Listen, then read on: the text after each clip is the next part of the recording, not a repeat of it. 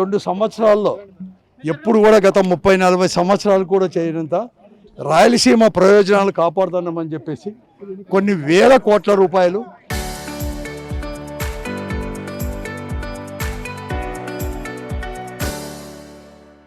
కేవలం 90 రోజుల్లో 100 రోజుల్లో 120 రోజుల్లోనే పూర్తి చేశామని చెప్పి ఈరోజు చెప్తా ఉన్నారు.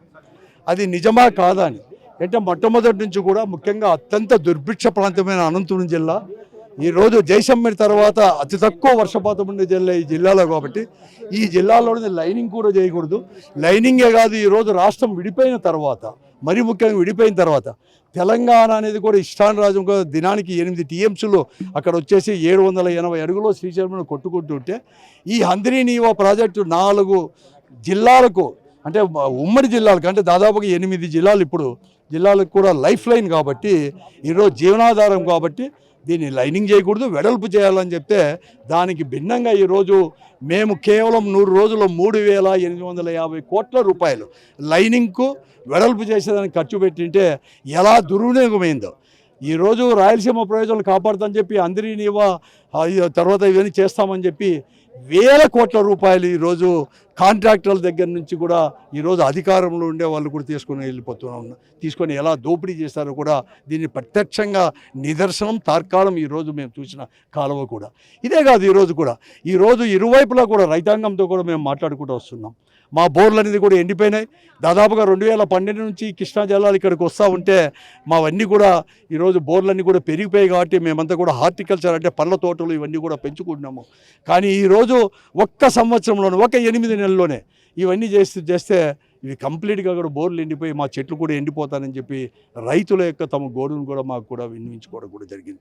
అందుకోసం మేము ఒకే ఒక డిమాండ్తో ముఖ్యంగా ఆ రోజు రాజశేఖర్ గారు ఎంతమంది ముఖ్యమంత్రులు వచ్చినా ఆ రోజు చంద్రబాబు నాయుడు గారు కావచ్చు, ఎన్టీ రామారావు గారు కావచ్చు ఫౌండేషన్లకు మాత్రమే పునాది రాయికి మాత్రమే పరిమితమైనారు.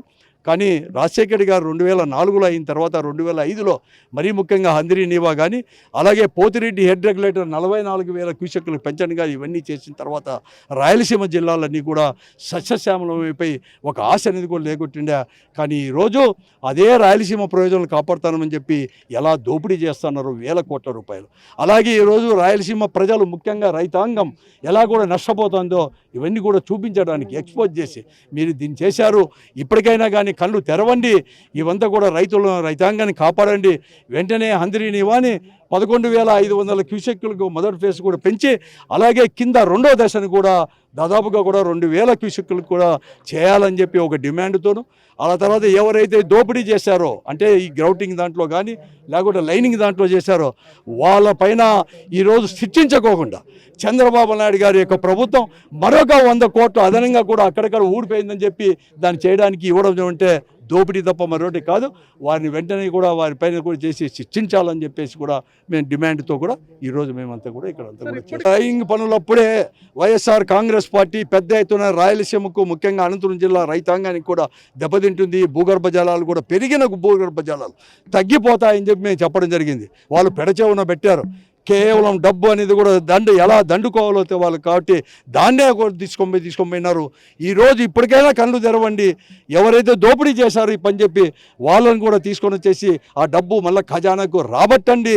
అలాగే ఈరోజు వెంటనే కూడా ఈ హంద్రీ నీవాని కూడా వెడల్పు చేయండి అని చెప్పి ఒక దాంతోనూ అలాగే ఈరోజు ముఖ్యంగా జగన్మోహన్ రెడ్డి గారు ముఖ్యమంత్రి అయిన తర్వాత 3,850 11,500 లేకపోయినా 6,300 క్యూసెక్కులు కూడా పెంచి ఇది చేయడం అలాగే 40,000 పోతిరెడ్డి దగ్గర నుంచి 40,000 క్యూసెక్కుల్ని రాయలసీమ ఎత్తిపోతల పథకం ద్వారా కూడా 80,000 క్యూసెక్కులు కూడా పెంచి చేసేదానికి యథాతథంగా ఈ 2 పనులు కూడా చేయాలని చెప్పి ఒక డిమాండ్తో ఈరోజు వైఎస్ఆర్ కాంగ్రెస్ పార్టీ కానీ వైఎస్ఆర్ కాంగ్రెస్ పార్టీ ఆధ్వర్యంలో టాస్క్ ఫోర్స్ కూడా డిమాండ్తో కూడా ఈరోజు ఇవన్నీ కూడా చేస్తూ ఉంది.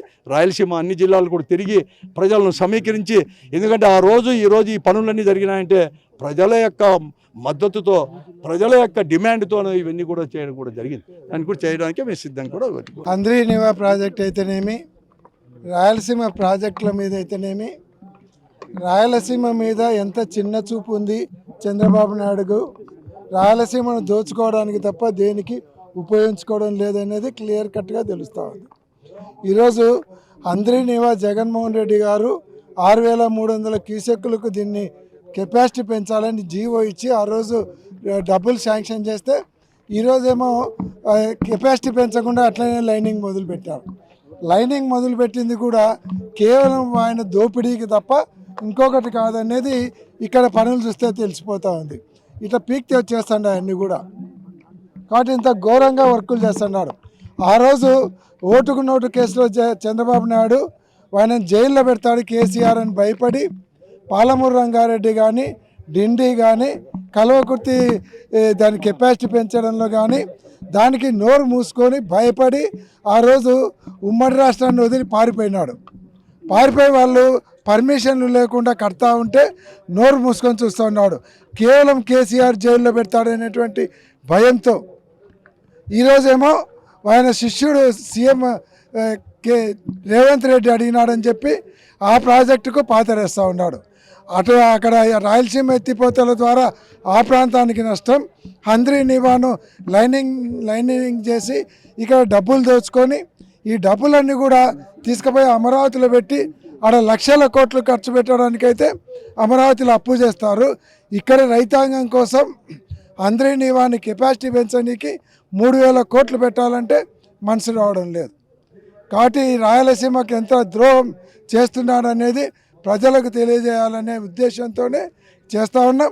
ఈ లైనింగ్ పనులు ఎప్పుడైతే మీరు మొదలు పెట్టారో ప్యారలర్గా ఇంకొక లైన్ తీసుకొని 6,300 క్యూసెక్కులు నీరు పోయేలాగా దీనికి ప్యారలర్గా ఇంకొక కెనాల్ తీసుకోవాలని మేము డిమాండ్ చేస్తూ ఉన్నాం.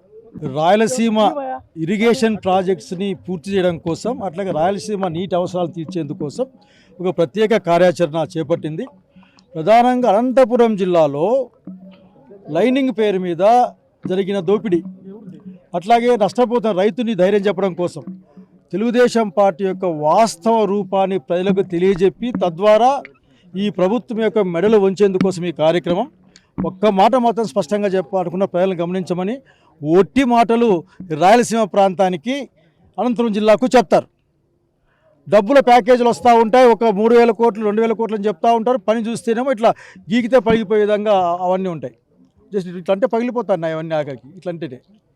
కాబట్టి మేము చెప్పేది ఒక్కటే, ఇక్కడ ఒట్టి మాటలైతే మాకు గట్టి మూట్లన్నీ మీకు సంబంధించిన వాళ్ళకి అట్లాగే అమరావతి ప్రాంతానికి తీసుకుపోతూ ఉంటారు. మీరు ఎంతో కాలం మా యొక్క ఓపికను పరీక్షించద్దండి. తక్షణం మీరు తగిన నిధులతో ఈ ప్రాంతం యొక్క నీటి అవసరాలు తీర్చాలి, హంద్రీ నీవా యొక్క కెపాసిటీ పెంచాలి.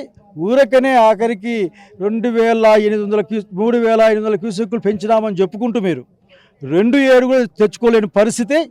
అసలు మీరు ఏ రోజైతే ఎక్స్పాన్షన్ జీవోని రద్దు చేశారో ఆ రోజే హంద్రీ నీవాకు, ఆంధ్ర జిల్లాకు, ఉమ్మడి కర్నూలు జిల్లాకు అన్యాయం జరిగి చెప్పాలనుకుంటా ఉన్నాం.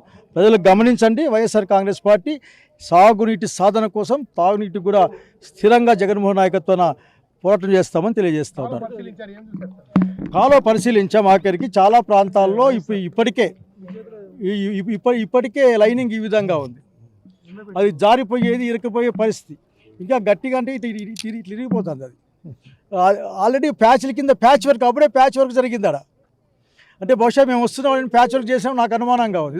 అంటే ఇది లైనింగ్. ఇది పైగా చాలా చోట్ల సిమెంట్ పెయింటింగ్ చేశారు. ఆ పెయింటింగ్కి ఏం పేరు చెప్తారో నాకు తెలీదు. సో ఇటువంటి నాసిరకం పనులు కూడా నష్టం. అసలు యాక్చువల్గా లైనింగ్కే వ్యతిరేకం మేము. ఎందుకంటే అత్యంత కరువు ప్రాంతంలో నీళ్ళు కిందికి వెళ్తే బతుక్కుంటామని. ఏమైనా ఓ పక్కన రైతుకు అన్యాయం, డబ్బుల పేరుతో, వర్కుల పేరుతో అసలు ధనంని అన్యాయంగా వాడుకోవడం. So today we are demanding and requesting government of Andhra Pradesh దీనిపైన ఎంక్వైరీ చేయాలి, జరిగిన అన్యాయాన్ని సరిదిద్దాలి, కాంట్రాక్టుల దగ్గర నుంచి డబ్బులు ఎనికి రాబట్టాలని డిమాండ్ చేస్తూ ఉన్నాం. కానీ ఈ రాయలసీమ ప్రజలందరూ కూడా తెలుసుకోవాల్సింది ఒకటే, 95 నుంచి చంద్రబాబు నాయుడు ముఖ్యమంత్రిగా 2004 వరకు కూడా ఈ రాయలసీమ ప్రాంతాన్ని అన్యాయం చేసిన నాయకులు ఎవరంటే చంద్రబాబు నాయుడు అనేది మాత్రం ఖచ్చితంగా చెప్పాల్సిన అవసరం ఉంది. కనీసం 9 సంవత్సరాల్లో ఈ రాయలసీమకు సంబంధించిన ఏ ప్రాజెక్టు కూడా అంతకుముందు ఎస్ఆర్బీసీ కానీ ఇవన్నీ కూడా ఏ దానిలను కూడా పట్టించుకొని వాడు ఎవరంటే చంద్రబాబు నాయుడు అనేది కూడా ఖచ్చితంగా. దివంగత నేత రాజశేఖర రెడ్డి గారు వచ్చిన తర్వాతనే ఈ రాయలసీమ ప్రాంతానికి సంబంధించిన వరకు ఎస్ఆర్బీసీ కానీ, హంద్రీ నీవా కానీ, నగరీ గాలేరు కానీ ఇవన్నీ కూడా పనులు పూర్తి చేయడం, ప్రజలకందరికి కూడా మొత్తం అంతా కూడా అంటే రైతులకు అందరికి కూడా వ్యవసాయం అంటే లాభసాటి వ్యవసాయం అని చెప్పిన నాయకుడు రాజశేఖర రెడ్డి గారు అనేది మాత్రం మనం మర్చిపోవడానికి వీల్లేనే లేదు. ఆయన చేసిన తర్వాతనే పోతిరెడ్డిపాడు దగ్గర 40,000 క్యూసెక్కులకు పెంచడం, ఈ గోర్కల్ అయితేనేమో అవుకు రిజర్వాయర్లు అయితే ఇవన్నీ కూడా పూర్తి చేసి ఆ ప్రాంతంలో ఈరోజు గోర్కల్ రిజర్వాయర్ పూర్తి అయిన తర్వాత అక్కడి నుంచి పోతిరెడ్డిపాడు దగ్గర నుంచి నెల్లూరుకు ఇక్కడికి అన్ని కూడా నీళ్ళు ఇవ్వడం జరుగుతుంది. అదేవిధంగా అంద్రీని వాక్ అందరూ కూడా మల్యాల స్కీము ముచ్చుమరి దగ్గర నుంచి కూడా ఈ ప్రాంతాలకు కూడా నీళ్ళు ఇవ్వడం జరుగుతుంది. అంటే మనకి ఈ నీళ్లు రావాలంటే ఈ తెలంగాణ వాళ్ళు ఏ విధంగా డెడ్ స్టోరేజ్ వరకు వాటర్ తీసుకుంటున్నారో అటువంటిది మనం కూడా పోతిరెడ్డిపాడు దగ్గర తీసుకుంటే తప్ప మనకు న్యాయం జరగదనే ఉద్దేశంతోనే మా నాయకుడు జగన్మోహన్ రెడ్డి గారు రాయలసీమ ఎత్తిపోతల పథకం పెట్టి మొత్తం 80% పూర్తి చేసిన తర్వాత కూడా వాళ్ళే ట్రిబ్యునల్కి పోయి మొత్తం స్టే తీసుకొని వచ్చి తర్వాత ప్రభుత్వం ఓడిపోవడం, రేవంత్ రెడ్డి చంద్రబాబు ఇద్దరు కుమ్మక్కై మొత్తం ఈ ప్రాజెక్టు నిలబెట్టినారని చెప్పి రేవంత్ రెడ్డి గారు అసెంబ్లీ సాక్షిగా చెప్పడం జరిగింది. అంటే చంద్రబాబు నాయుడు గారికి తెలుగుదేశం నాయకులకు ఏ విధంగా రాయలసీమ మీద అభిమానం ఉందో వాళ్ళే తెలుసుకోవాలని కూడా విజ్ఞప్తి చేస్తూ మొత్తం మనం ఎందుకు మేము ఈ కార్యక్రమం ఏర్పాటు చేసామంటే రాయలసీమలో ఉండే ప్రజలకు రైతులకు అందరికీ కూడా ఒక అవగాహన కల్పించాలి. ఈ రాయలసీమకు ఏ విధంగా మనం నష్టపోతున్నాం, వాళ్ళు మాటలు చెప్పి మనల్ని మోసం చేసే ఆ మాటలకు మోసపోవద్దు. మనం ఏమేమైతే మనం సాధించుకోవాలనుకున్న అందరి కానీ నగరి గాలేరు కానీ ఇవన్నీ కూడా మనం చేయడానికి అందరూ కూడా మీరు కూడా మాతో సహకరించండి. మీ తరపున ఉండి మేము ఈ రైతుల కోసం ఈ రాయలసీమ రైతుల కోసం పాటుపడతామని చెప్పి మేమందరం కూడా ఈ కార్యక్రమం చేపట్టడం జరిగింది.